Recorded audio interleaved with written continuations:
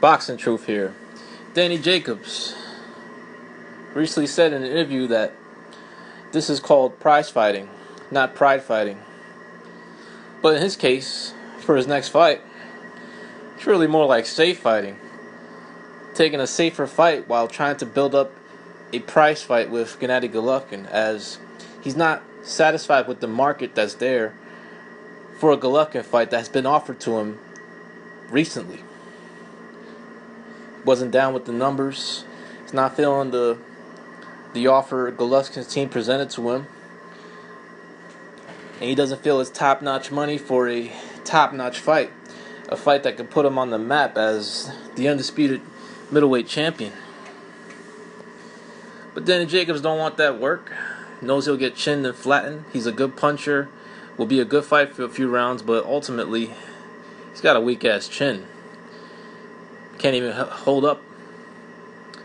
When he got hit by a left hook against Sergio Mora in their first fight, got dropped by a guy who's not regarded as a devastating lights-out puncher. Now Danny Jacobs, he's got this pointless fight against Sergio Mora coming up. Nobody fucking cares. No one's talking about it. Not even PBC fanboys. They're all talking about Golovkin Brook, even though they try to shit on that fight. But they have to admit that it's the more intriguing fight compared to this fight between Danny Jacobs and Sergio Mora. A rematch that took forever to make, as Jacobs is coming off the win over Quillen. Lost all the momentum from it. Didn't do jack shit for the entire year. Took forever for this fight to get scheduled. And was talking about that the fans just simply don't understand the business. You don't want to fight Golovkin, that's fine. You don't want to take the offer that's been presented to you, perhaps mid-7 figures, that's fine.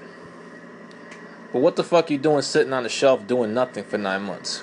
Why not just stay busy? Why not just stay active? What's going on with the PBC with some of these fighters? Why is Lamont Peterson doesn't have a fight scheduled? How come Peter Quillen has yet to have a fight scheduled?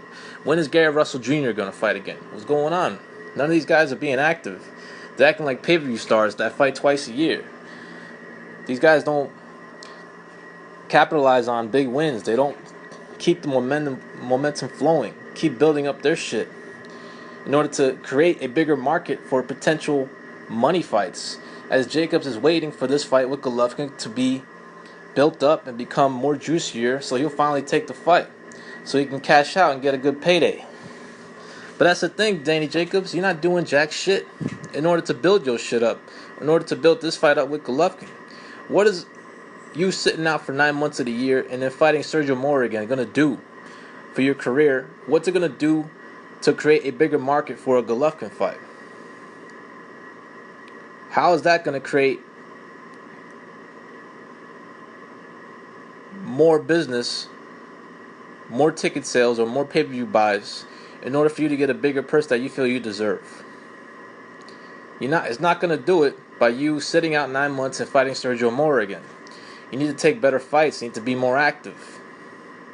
And you got to do something to build this fight up in order to get the pay that you feel you deserve. But that's the thing. What's going to change between now and December? Golovkin's saying he's ready for you, bruh. He said he's ready for you for December if all goes well against Kell Brook. He's willing to fulfill his mandatory obligation, as you, Jacobs, have been his mandatory for a couple of years. You've been carrying around that bogus strap, acting like you're some real champion, but you have been willingly to fight Golovkin, who is the real champ of the WBA. What's going to go down when the WBA enforces that mandatory? It's coming. They're going to enforce it sooner rather than later. And what you're going to do when you realize the market hasn't changed, that you're not going to get nowhere near the type of figures that you feel you deserve for a Gennady Golovkin fight? Are you just going to vacate that belt? Throw that bogus belt in the trash? Carrying around that bogus belt for 2 years, not even to defend it against the real champ in the WBA, or unify it in order to become a full world champion instead of a regular champ?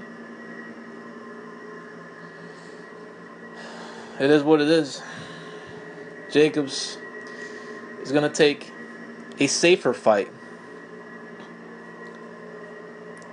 in order to remain in the win column, not take a loss, in hopes that somehow, some way, the figures will change for a Golovkin fight.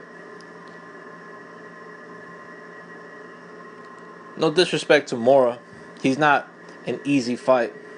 He's a tricky fight, but he's a much safer fight compared to a Golovkin.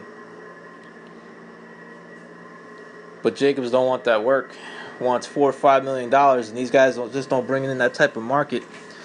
This guy can't even sell out the Barclays Center with Peter Quillen as his opponent, and now he's fighting in Pennsylvania on a Friday on a Spike TV on Spike TV.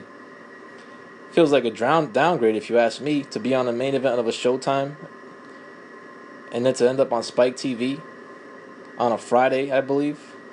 Yeah, it's on a Friday. It's this fight scheduled on September 9th in Pennsylvania. Why the fuck you fighting in Pennsylvania? Why the fuck are you fighting Sergio Mora again? Why are you fighting on a Friday night on Spike TV?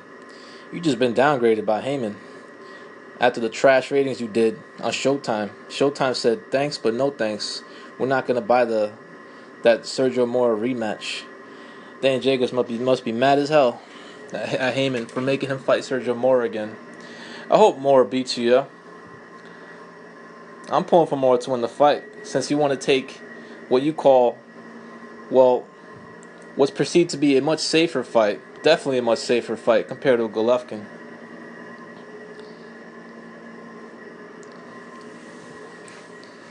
And it's crazy, no one's talking about this fight because nobody gives a shit. I mean, Nez of the Boxing Voice got to be the only boxing reporter that's in this camp covering this fight, because nobody fucking cares. But Nez, since he's a PBC fanboy. Keep doing you, Jacobs. Let's see what you do once the WBA enforces that mandatory. You're most likely going to vacate the belt because you're not going to be happy with the figures or the percentages that the WBA provides when you're a mandatory challenger. You're going to throw that fake ass belt in the trash. And you're gonna keep being irrelevant in the middleweight division. Being with Al Heyman, in your case, hasn't really paid off. You haven't gotten the fights. You've gotten decent paydays.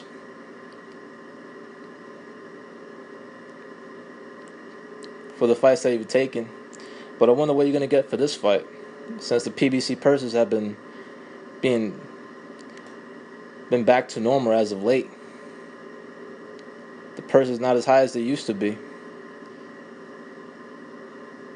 Well, we'll see what you do, Jacobs. Let's see if you actually beat Sergio Mora again, since you got dropped by him, and was very fortunate that Mora broke his ankle in that fight. But we'll see what Mora's got left. I don't even think he's fought ever since that fight. But he has another shot, and he could possibly land another left hook and drop you again. Maybe even pull off an upset. And then make you regret turning down a Golovkin fight. This is Boxing Truth. I'm out.